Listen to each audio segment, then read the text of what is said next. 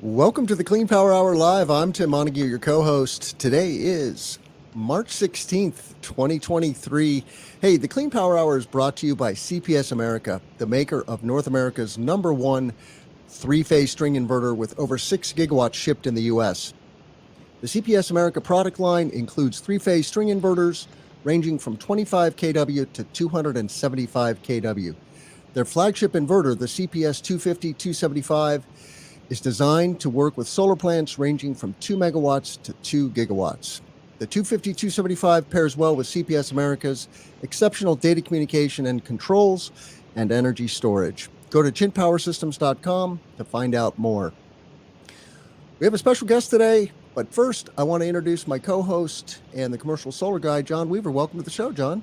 Hey Tim, how you doing? Nice to have a guest on. Hope everything's going all right for you. I'm just glad I don't have 3 feet of snow in my driveway. Like you guys are having some real winter, and it's almost spring here. There's daffodils in my driveway. I don't know, not me. I mean, we had a little winter for a couple of days, but outside it's dry again. And our guest, he's from Massachusetts too. So I'm on the coast. Coast of Massachusetts has a little bit better, different weather than inland and upland. Okay. So yeah, some of us got some weather, but I not just me. keep seeing the alerts about power outages and snowstorms, and I'm like, yeah, I got lucky this year. We had a very mild winter.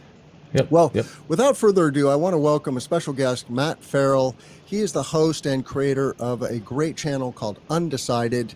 Check it out on YouTube. And with that, welcome to the show, Matt. It's great to be here. I'm going to have a lot of fun talking to you guys about solar and kind of geeking out about this stuff. We're going to give you a hard time about going solar, let me tell you.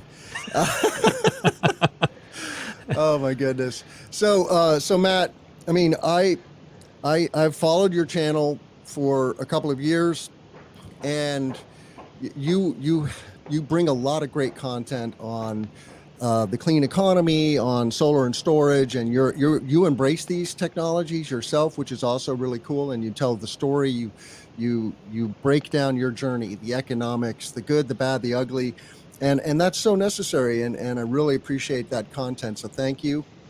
But for our listeners, who is your target audience, and why did you create a successful YouTube channel?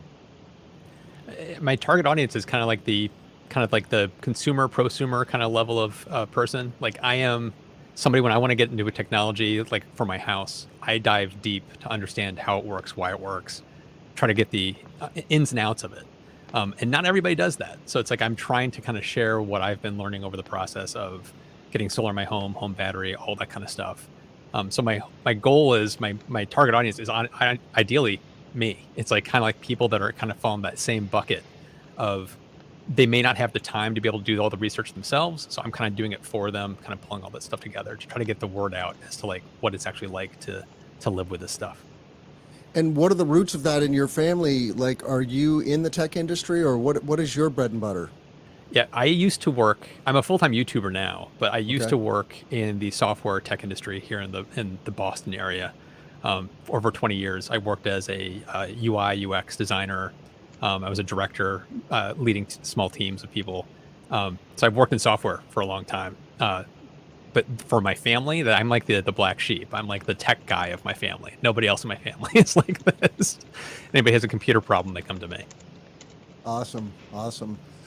So we're going to talk about solar and storage because you know, those are themes that you regularly visit on your channel. And of course, that is John and I's best bread and butter as well.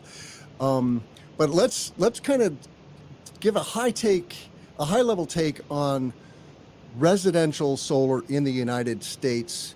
John Weaver, what is the good, the bad, and the ugly of our status embracing this technology we call solar PV?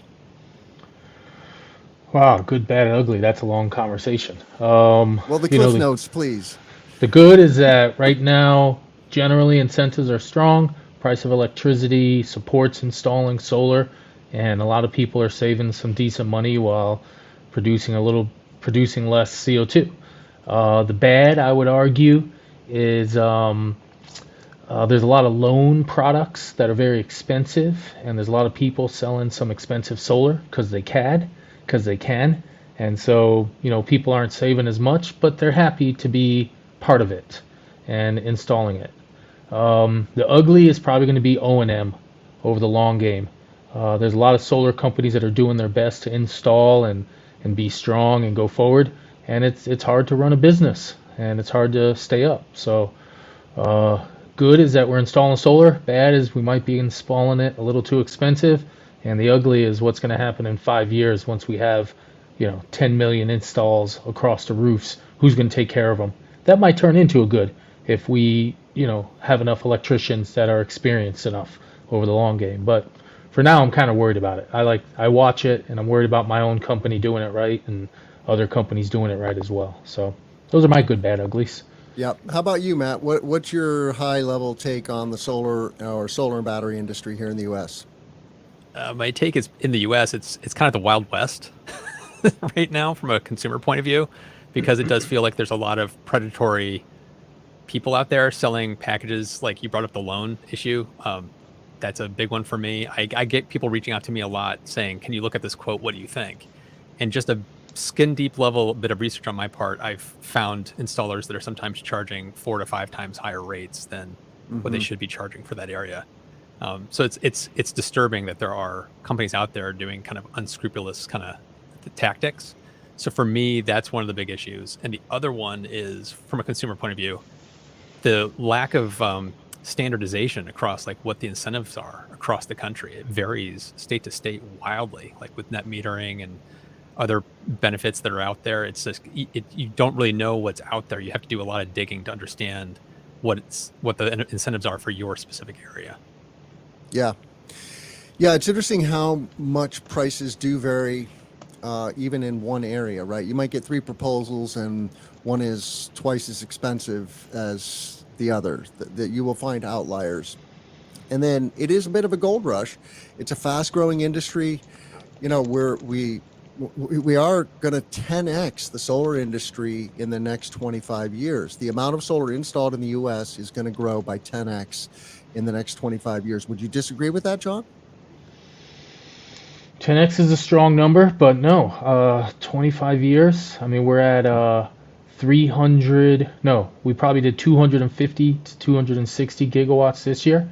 To think that we'll be at 2.6 terawatts in a year, I mean, that sounds like an amazingly huge number. You're talking global figures there. Oh yeah, it's true. Well, then the U.S.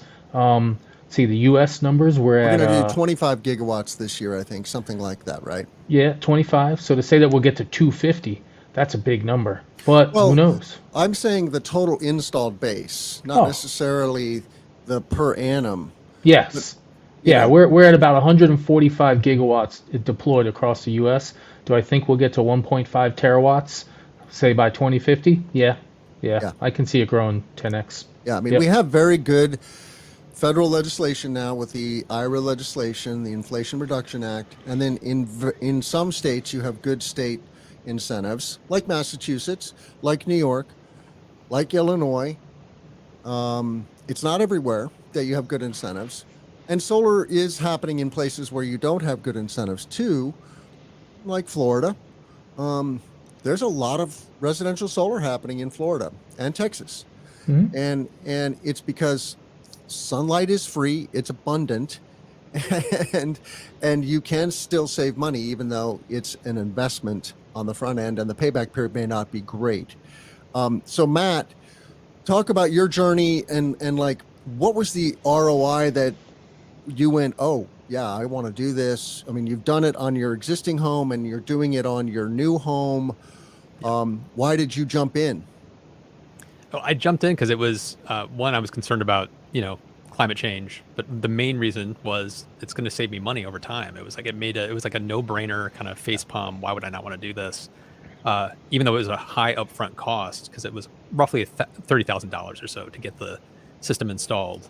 But with the incentives and how much return we're getting, it's going to be about 8 to 9 years for a payback. And even without the incentives, I even calculated what it would be without incentives.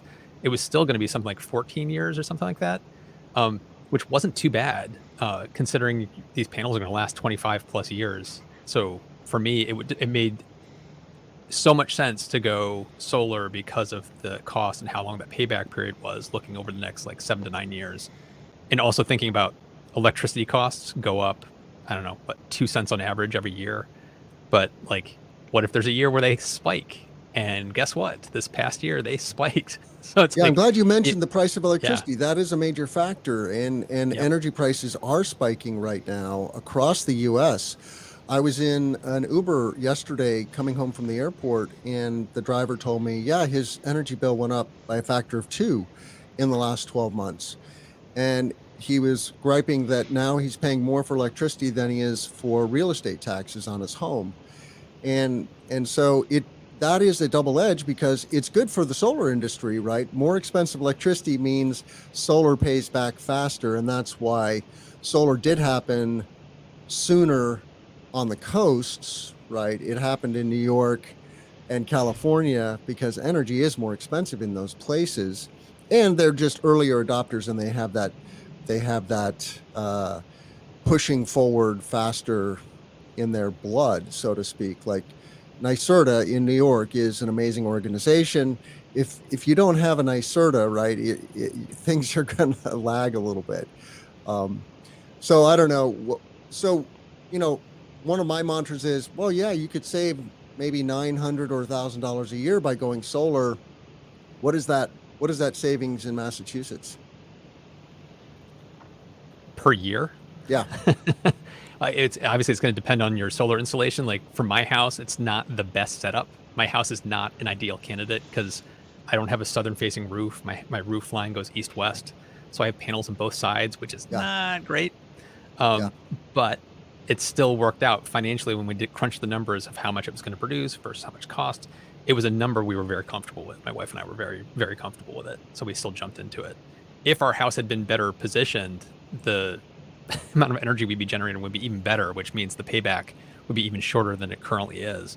So for me, it's saving, off the top of my head, I'd have to remember, it's like easily $1,000 or so off of my electric bill every year.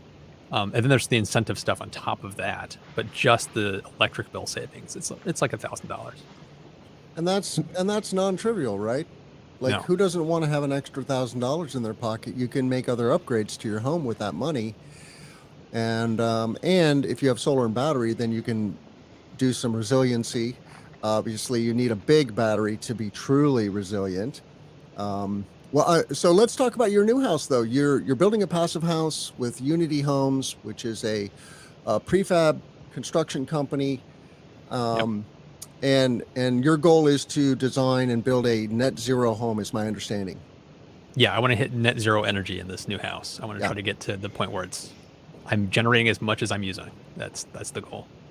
What So kind of super. heating do you have?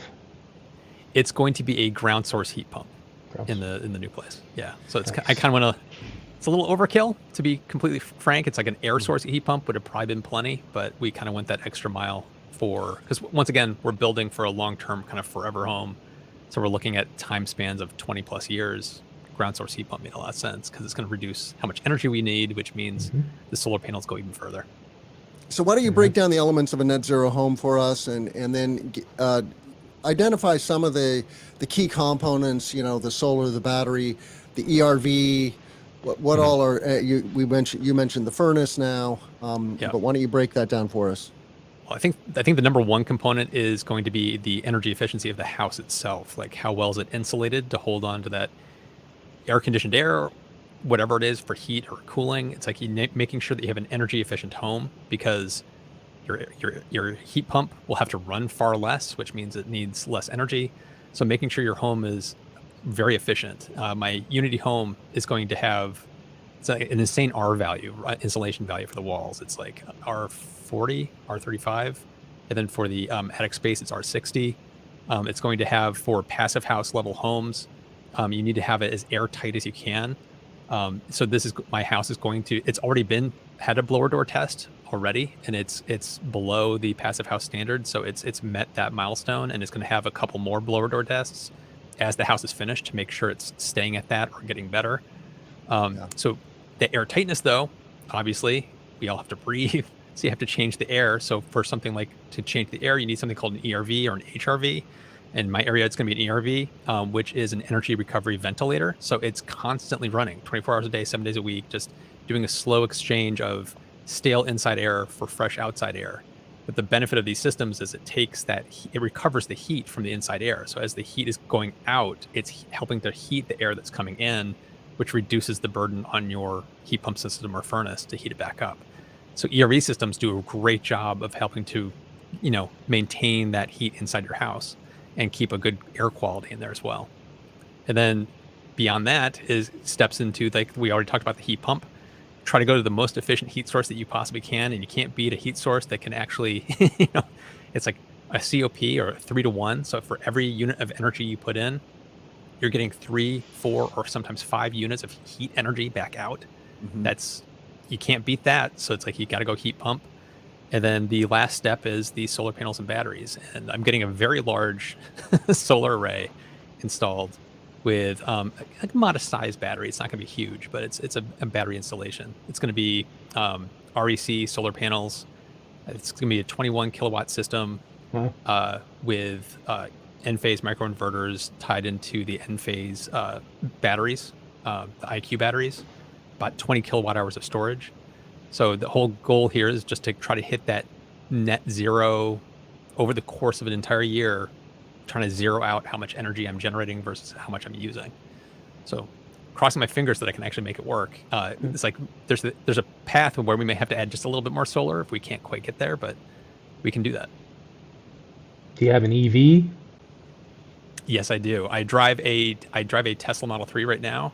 My wife still has a gas car, but that's going to be changing probably over the next year because we're planning on getting a second EV to replace her car. In this 21 kW, do you account for 2 electric vehicle drawing on you? Yeah. Yes. Yeah. When I did some of the calculations myself based on the manual J we got for our heat pump system, like figuring out how much energy it was going to use that in the calculation of how big the solar panel array should be. And then we factored in how much we drive and what 2 cars would look like for energy needs in that as well. So we tried to calculate as best we could to try to kind of, we're not living in the house yet. So that's the hard part, is we're trying to predict what we're going to need. So we tried to kind of like predict that and go a little larger than we thought we actually needed. So what is that calculation? Is it like 3 kilowatt hours per mile, or what is the kWh per mile? Do either of you guys know? I think it's the other top way. Of my head. I think it's 3 miles per... 3 miles per kWh? Yes. Yeah. Okay, gotcha. Yeah, it's been a while since I did that calc. It's 3 miles per kWh if it's not really, really cold and you're not doing 85 miles an hour. If you're driving fast, then it can be a little bit lower. It's a lot lower if you drive fast. Yes. And then Matt, is the home set up to microgrid in the event of an outage? Yes, it is. That's the other thing. Is like I'm also having a smart electric panel installed. It's from a company called Span, where it's going to allow me to, like, without having to have a critical loads panel. It's a virtual critical loads panel that can slowly turn circuits off as the battery runs out. It's also going to be tied into the EV charger so that I can charge only when there's excess solar being produced. So like, if there's more solar than I can actually use or store, that could go right into my car. So it's like I can use the smart intelligence of the panel to help kind of guide where my electricity is going. So you have vehicle to home technology as well? No, it's not going to have that. It's just like it's the battery system, the N-phase battery system ties into the Span panel. So it knows how much energy is coming in, where it's going inside the house, if the battery is full and the battery can't take any more energy. Instead of pumping it out to the grid, I could plug in my car and it would just dump that extra into my car. But then as soon as that excess solar is used up and then the sun's starting to set, it would automatically stop charging my car. So it's like I can literally just have my car charged off of free sunshine. And can you control the smart panel on your phone? Can you say, oh yeah, right now I want to focus on HVAC or refrigeration or whatever? Yep. That's sweet. Being able to dynamically alter the loads of the home, that is really sweet. So that's cool. I look forward to seeing you geek out on that stuff on your channel. So getting the solar installed at time of new construction, did you get a better price? No. Oh. No. I got several quotes, and all of them came in as to pretty much what you expect for if it was new or not. Um, it probably should not have been that expensive, but it's like I would have expected to save a little money because it is new construction, but it's also the timing of when it's going to be going on. Um, they're not going to be coming in to install the solar until the house is basically finished anyway. But we are able to do a little bit of pre-wiring work before they get there to help save a little time. All right. So the GC is not the solar installer. No, it's a separate company that I'm Oh, going with, which is part of the problem I'm having here. It's like two different groups trying to get them to coordinate. It's Yeah. tough. What kind of challenges? Yeah, sorry. What kind of challenges specifically have you had there, or what kind of tips might you offer to help us? When you're doing, the thought I always had is if you get your solar contractor to coordinate with your electrical person, you could have your conduit and wires and all kinds of interesting things done before you fully do the rest of the house. And if you have your roofer coordinate with your solar, then you can have your flashing, your L feet, your base components, your flashing really, and your lag bolts, and you can have that stuff attached so that later on there's nobody drilling holes in your roof, and you don't have to run conduit through your attic. So, those are a couple of the big savings that should be arising, but Right. it was challenging. Yeah, it's. I tried to do that, but the timing didn't work out for when I got the solar installer brought on board. The roof was already kind of getting put up, so we kind of missed the boat on the roof. But I'm having the GC's electrician sync up with the solar panels electrician so that they can do pre-wiring between the panel and where the PV closet's going to be and all that kind of stuff, so that there is coordination happening now, but it's not as early as I wish I had done. So that'd be my one word of like, if you're doing something like I'm doing, you're building a house and you want to get solar, make sure you get that solar installer involved as early in the process as you can, because I waited too long and the roof was already up. But at the same time, I'm getting a metal roof, which is kind of like peanut butter and chocolate when it comes to solar panels, because the C-clamps, and you can just clamp onto the standing seam. You don't have to drill all through the roof everywhere. So it does make it a little easier, but, I would say a lot easier. No, absolutely. If you have L seams or metal seams, and you're just putting a clamp over the top of it, that is the best. That is the best installation technique, in my opinion. Yeah, very robust, very light. No holes. And a metal roof should last at least 50 years, right? Yeah, exactly. That's why we did it. I wanted a roof that would last longer than the solar panels. Oh, fence, but you're going to be an old man when your roof fails. I will be, not to get more morbid, but I'm going to be dead and out of that house before that ever happens. So maybe I should start searching for houses for sale in the year, let's see, it's 2063, 2073 in Framingham. Exactly. Yeah. That's neat though. So you're doing a passive house.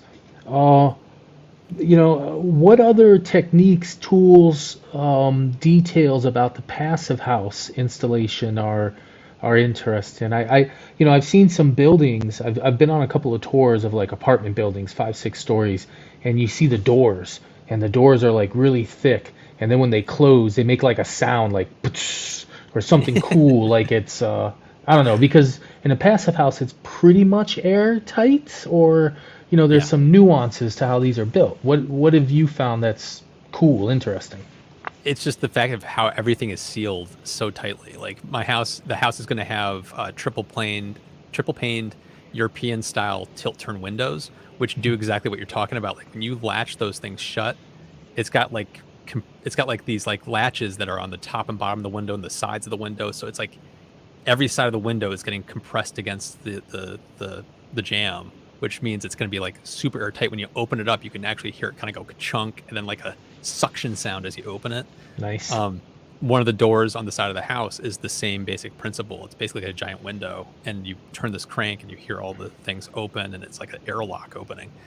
The front main door, like a typical front main door, they're not that special, but they are airtight.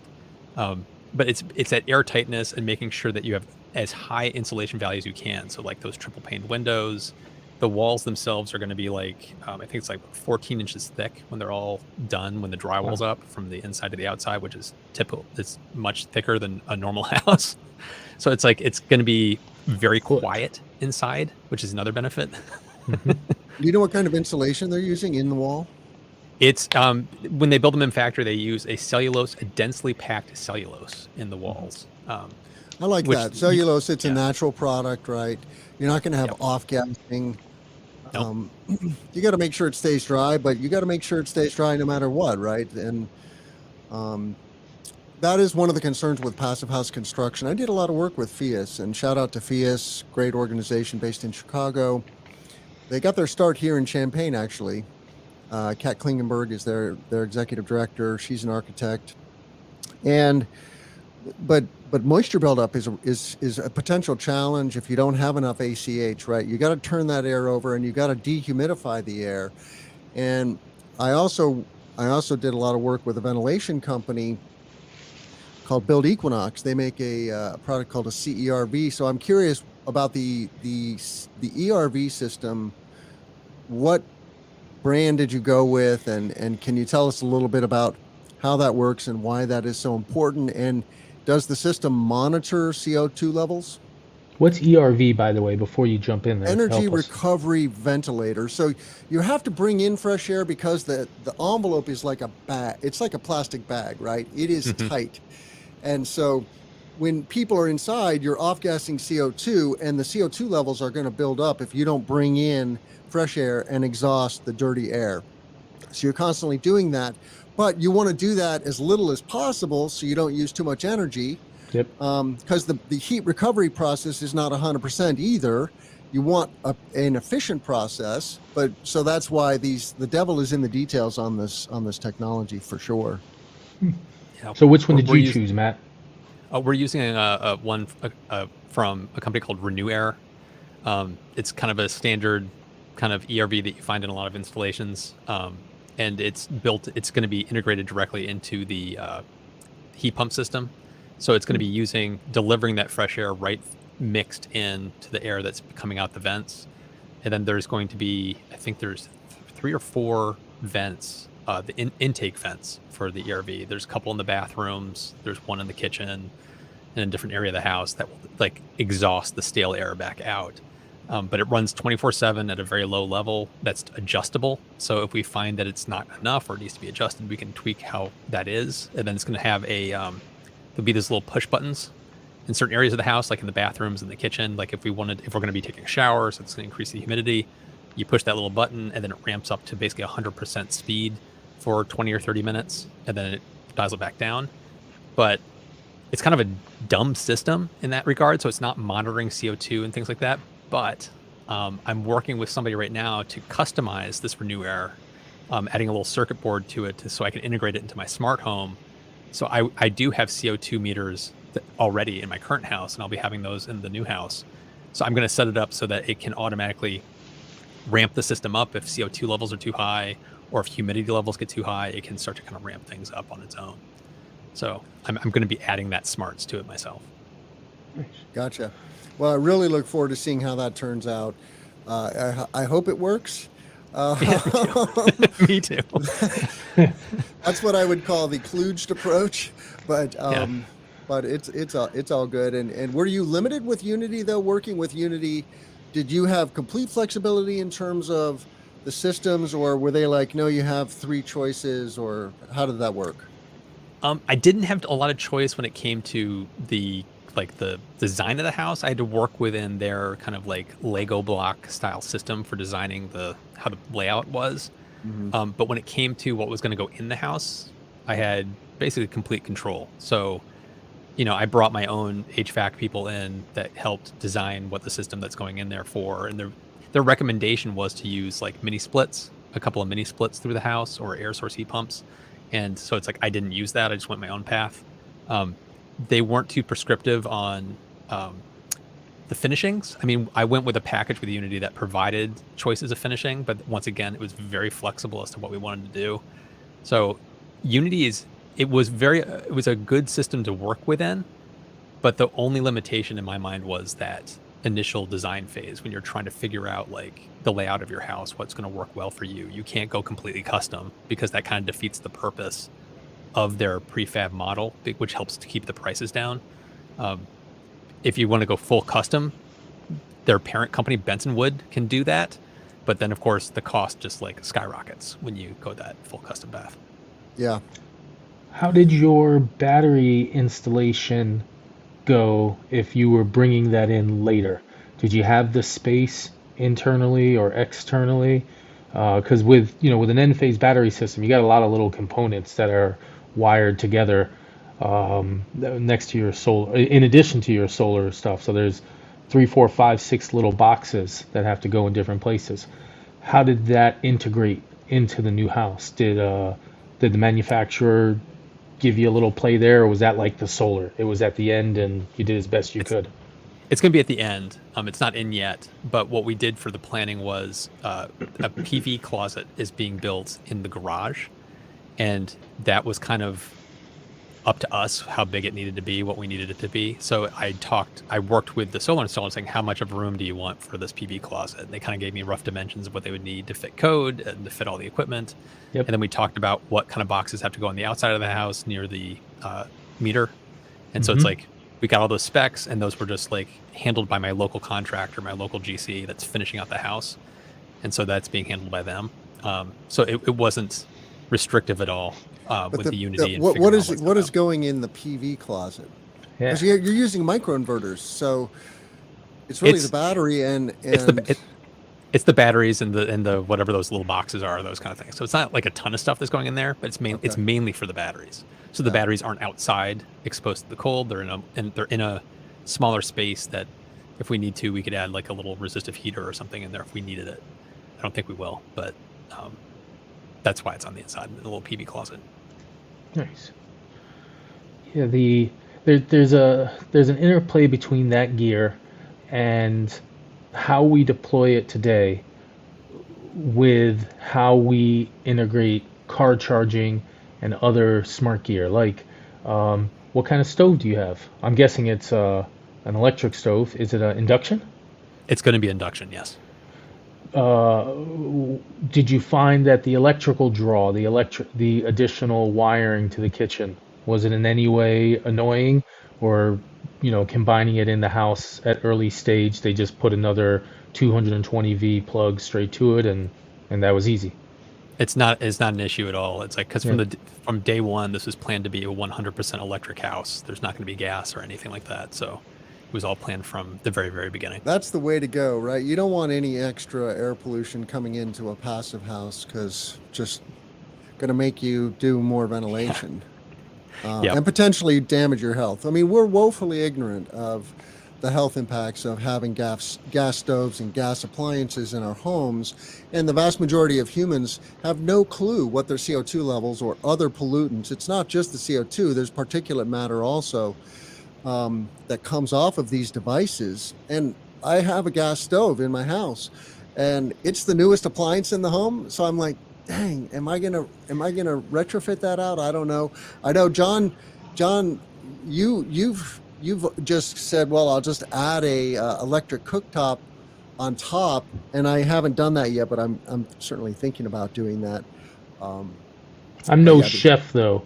I have one burner, and that's it. So when I moved into my apartment, I literally, the first thing I did, I walked over to the stove, I turned it off on the back. I just turned the gas switch off, and I've never. So you don't used have an oven? As I said, I am no chef. I mean, I'm a simple man. You could get a toaster. The toaster ovens are pretty awesome these days too. Yeah. A smaller toaster oven.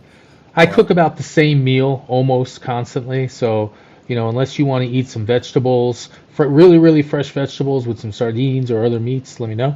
I'm an expert at that one. Otherwise, ice cream and cookies or something. I don't know. So, yeah, but that mattered to me. Yeah, did you have any? So when you did so you have Teslas, so you don't have vehicle to house, vehicle to grid. But when you put that in, did you just put in regular Tesla chargers and you're going to go with that? Is there any, Tesla has suggested slightly that maybe possibly they'll have some sort of vehicle to house in 2 and 5 and 10 years. I don't know.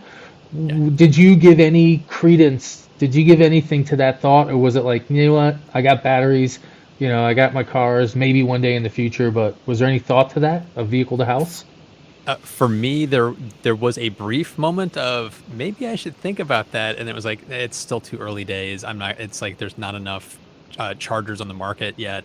There's Yeah. still the cars that are able to do it are still just entering the market now. Yep. So my current house, I have a Tesla wall connector. In my new place, I'm going to be having that Span Smart Panel. They make their own Span EV charger that links into the electric panel. So I'm using one of those. And they've hinted at some point down the line that their stuff may support the bidirectional charging. And if that's the case, then I kind of get it de facto. Maybe there's a small hardware upgrade I have to do, but by and large, I see that down the road, like 5 years down the road, something like that. I'll probably want to get that set up because it seems like a no-brainer. The largest battery at my house is my car. Right. By a huge by margin. more than a factor of two. I know. It's like 4 power walls on the bottom of my car. So why would I not want to use that?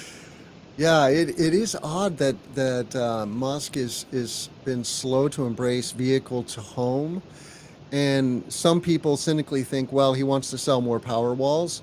Yeah. I hope that's wrong. I don't know, and I mean, Musk is a little crazy, so that could be for sure. But Matt, do you even consider another brand EV though, given that you already have a Tesla and you're going to buy a second car? What are your thoughts there? Oh yeah. No, to be honest, it's like I'm looking at everything but Tesla for the second Okay. car. I have no Why is plans to that? get rid of my Model 3. I love that car. I'm not getting rid of it. So just that up front. But it's like I am looking at basically at Rivian SUV. I'm looking at some cars from Hyundai and Kia. It's like I'm just looking around at what else is out there because there's some really great options that are on the market now that are not Tesla, that are price competitive. They fit the need that I'm looking for because I don't want a Model Y. I don't need another Model 3. There's a different need that I'm trying to satisfy. And right now, Tesla doesn't have the cars that fit that criteria I'm looking for. So I'm looking at other stuff. Hmm. What's your favorite right now? What's at the top of the list or the top two? Rivian. Oh, Rivian oh is number boy. one. Oh boy. Yeah, I really That's, want to you Rivian. heard that's it here, Tim's neighbor. folks. That's Tim's right down the street from the Rivian factory, I That's believe. the So one that I nixed he's from my gonna- list, to be he's honest. gonna Why'd go you knock on the nix door. it? I think Why'd you I nix think it? Rivian's going to go extinct. Oh, Really? Yeah. I hope not. I don't think they're going to scale fast enough. I think they're burning too much money. I think their cars are too expensive, Yeah. even for prosumers, right? Like, I don't know. I just, yeah, you gotta bring that price point down and fast, Yeah. and because when you priced it out, what was it pricing out at with the bells and whistles, right? You're looking at 80, 90. Yeah, it was like $80,000, and it was like that's the thing that's making me kind of pause on it is just the cost. It's like because there are some really compelling other options, they're like $50,000, and so it's like Yeah. that's a little better. So I don't know if Rivian's going to be the one I actually end up going with, but it's at the top of my list. And then after that, it's probably like there's a couple from Hyundai and Kia that look really compelling. Mhm. Yeah, it's there's Yeah, a I lot wish of choices. Hyundai would make a all electric SUV. They don't really have a full sized SUV yet, do they? It's coming. Okay. I believe it's supposed to be announced this year. That's literally why they're on my list. It's like I'm looking for the kind of that full size SUV. It's Yeah. like, well, there you go. It's like if Hyundai comes out with one this year and it looks good and it's got good reviews, that might nudge the Rivian out, probably from cost. too. And Ford is compelling, right? Because the price point is reasonable, and they're embracing vehicle to grid or vehicle to home. The challenge is I've been on the list for I think over 2 years now, and there's no word on when, and they don't seem to be scaling production very fast either. Ironically, if I was Ford, I'd be going into the fast lane on production of EVs, but Yeah, the Ford Mustang Mach-E and their truck are both incredible. It's like I've driven the Mustang Mach-E and really enjoyed it, and I'm dying to try the Lightning. I really want to try that out because it looks like a really great truck. I like it. I'll just say the Lightning. specifically because of the work, the marketing work they did with Sunrun, and when they launched, talking up the vehicle to house, vehicle to grid.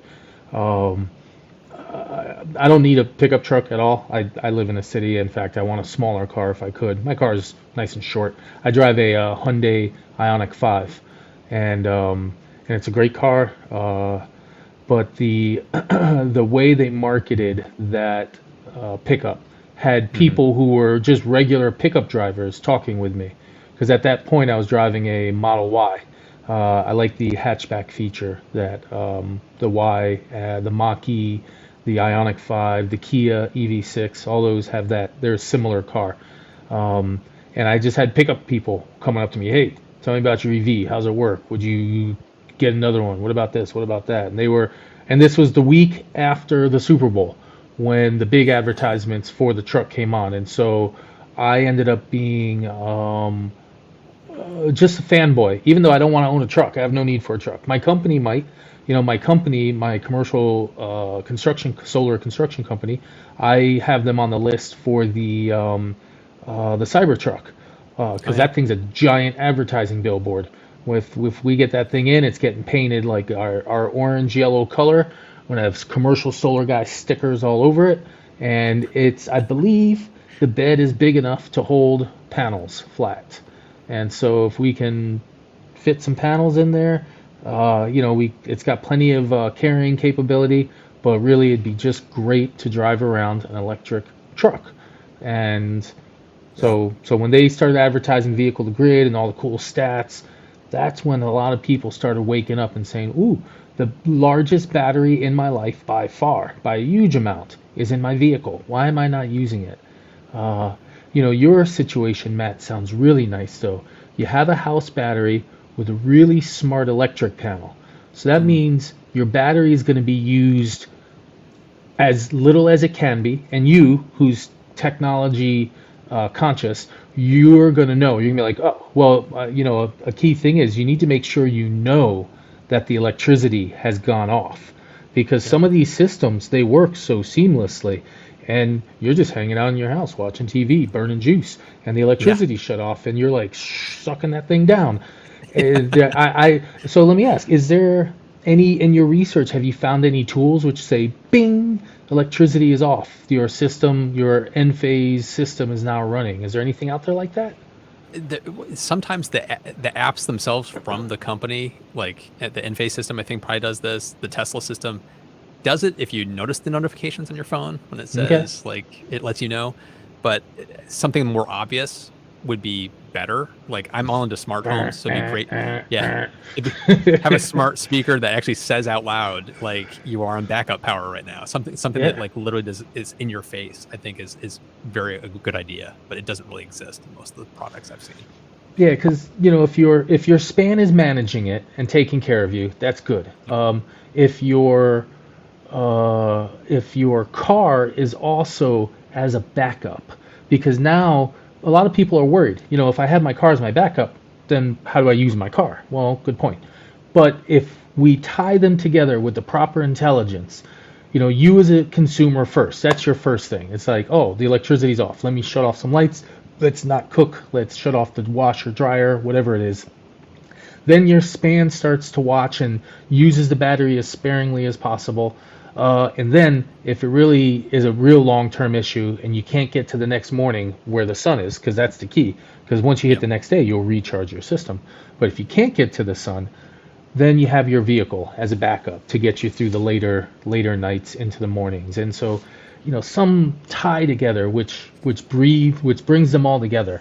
And I think you chose well with that span. That might be a good house energy manager. Is there a workaround? Is somebody making a workaround that you can just plug the EV into the smart panel? I mean, it's not rocket science, right? Like, we totally can engineer this solution. It's more a question of what's the AHJ going to allow? Do you have to permit that dongle? And have you looked into that? I haven't looked into it too much, but I do know there are.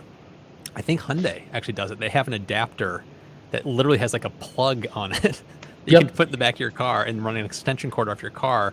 So in an emergency, it's not tying into your internal network, but it's like you could run your refrigerator and stuff like that off of your car if you needed to. That's probably the most bare bones way to go about it.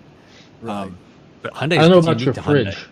I don't know about your fridge though. So it's a piece of plastic, couple $100. It plugs into the car exactly Yeah. where you would charge the car, and I think it has 120 V plugs. I don't think it has a 240 plug.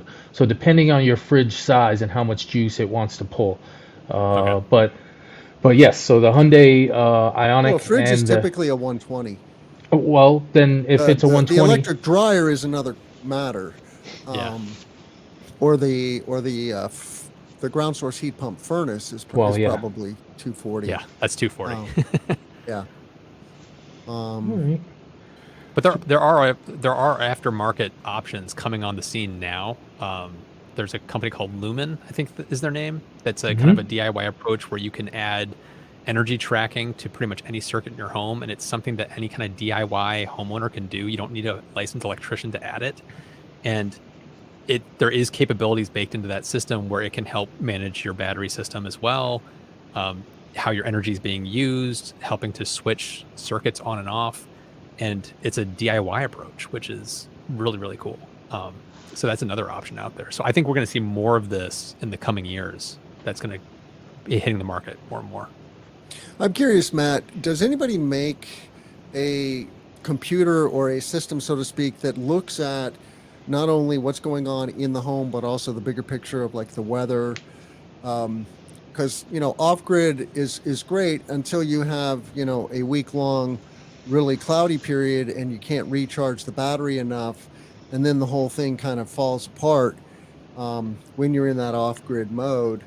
But and that would tell the system, look, save some energy in your vehicle because you might have to bug out.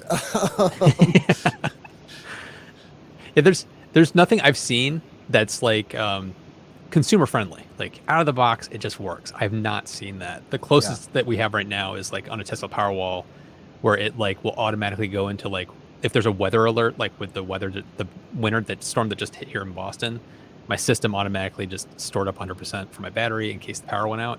That happened automatically. But to really kind of like watch the weather and what's going on inside your house, you kind of have to roll your own. And there are smart home systems, like one called Home Assistant, which is a very kind of geeky thing. You really have to be into computers to do this, but you can set it up, a Home Assistant that can tap right into your solar panel and battery system. It's aware of the local weather, and you can set up automations to do everything you just described, but you kind of have to do it all on your own, which if you're not technically minded in computers and comfortable tweaking software, it might be a little over your pay grade. But if you're into that kind of stuff, you can absolutely set up systems today to do that. Have you ever researched the Sonnen Ecolinks model, or at least Sonnen at all? I've looked into Sonnen. Okay. Yeah.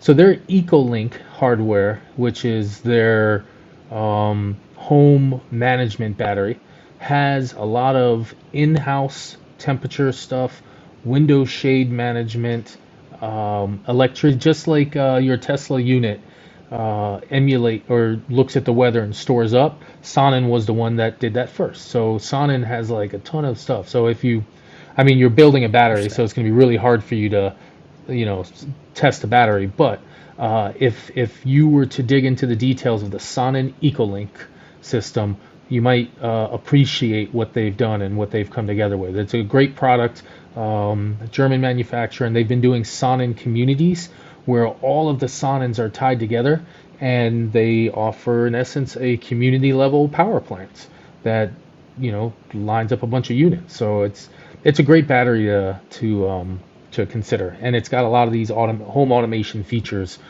just built into it in its DNA from day one. So cool. that's yeah. If I were to buy a battery and be building myself a new smart home, that would be the battery I would start with. I would tell you though that the look of the end phase. I mean, you're going to put it in a closet, so nobody's going to see it. So you're going to miss out on that clean, shiny chrome metal, which is just like, wow, it's a lot of gear hanging on the side of your house. But it looks kind of cool I think personally. So, but yeah, whatever. You're putting it in a closet, so nobody, I'll go out there every nobody. once in a while, open the door, and take a look at it, Good, thank you. admire it. Send him some pictures so we can share them occasionally and show everybody what's going on. Yeah. I'm curious, Matt, what do you have to say to other consumers, though, who are thinking about building net zero or retrofitting a home to net zero? You can retrofit a home to net Oh yeah. zero.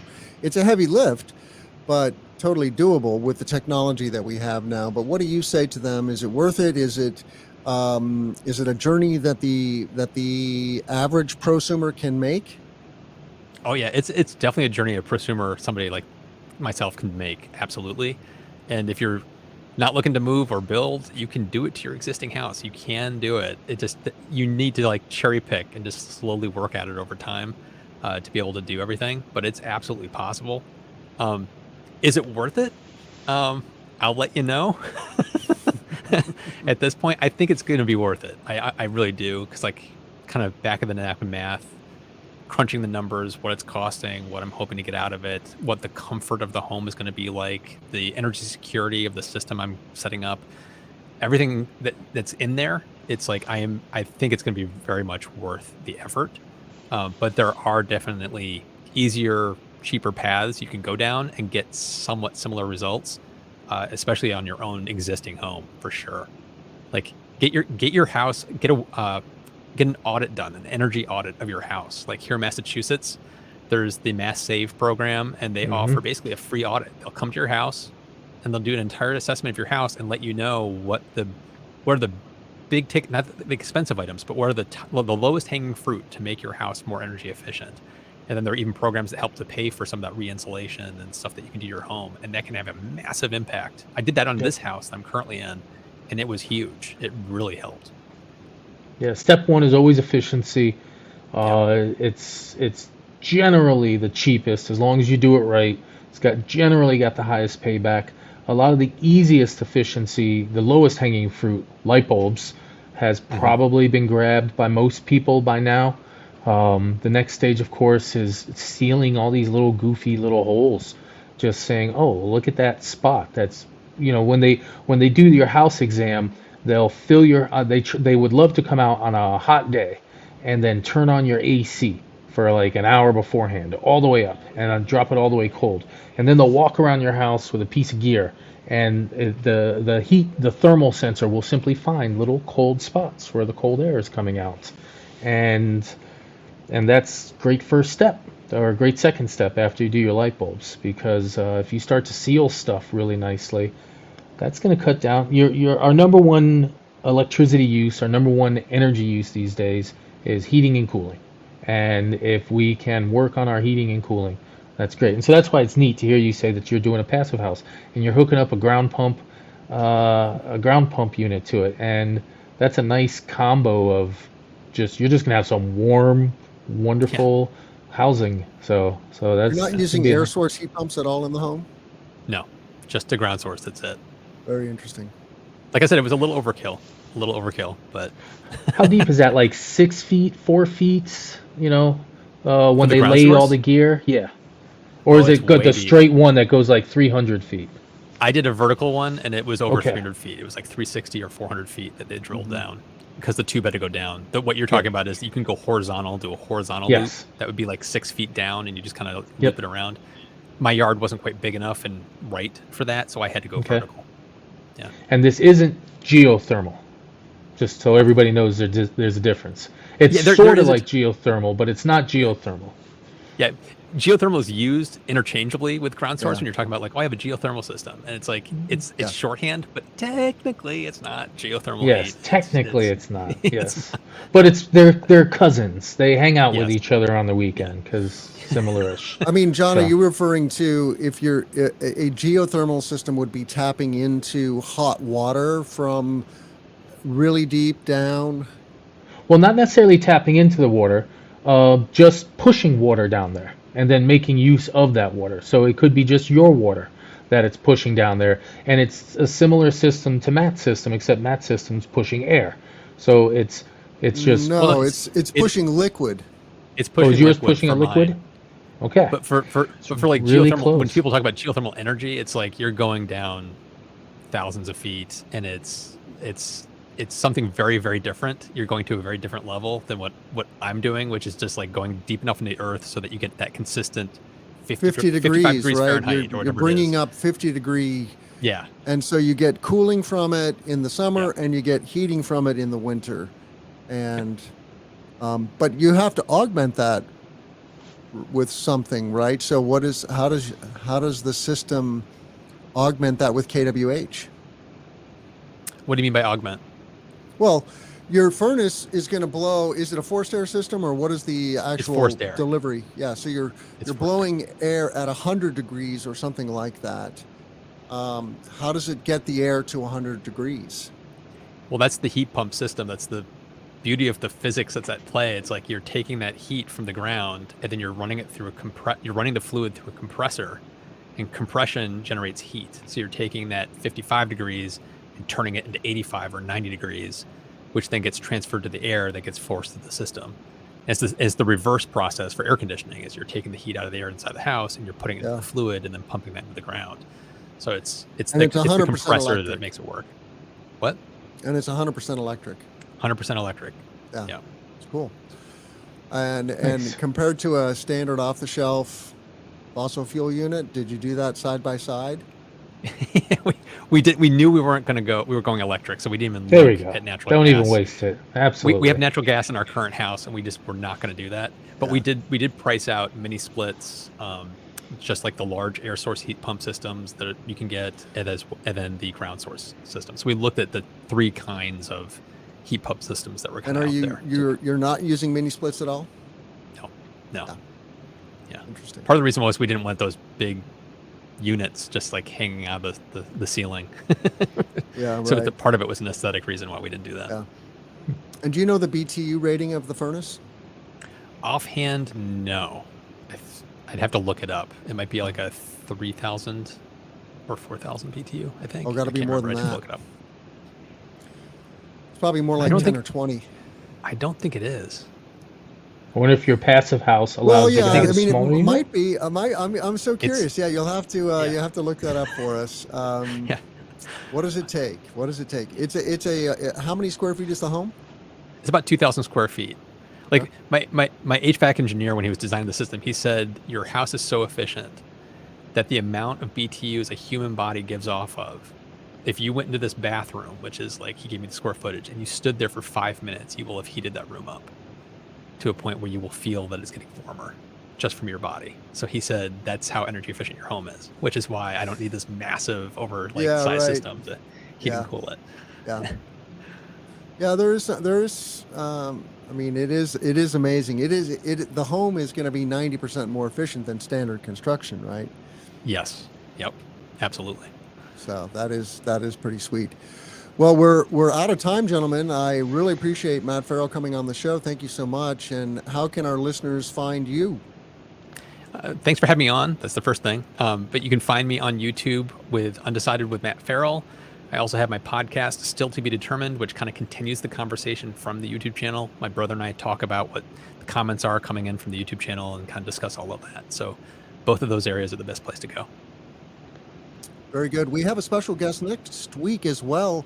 Peter Berthelsen, the executive director of the Bee and Butterfly Habitat Fund, is going to be our guest. We're going to be talking about their Solar Synergy program. So they are partnering with large-scale solar developers and integrating bee and butterfly habitat into their solar projects. So we're excited. And thank you, John Weaver, for bringing that guest to our attention. John, how can our listeners find you? Commercialsolarguy.com. That's the best place to find me in general. You can also find me on Twitter, Solar in Mass. As well, you can find me on LinkedIn, John Fitzgerald Weaver, Commercial Solar Guy. I'm all over the internet, way too much.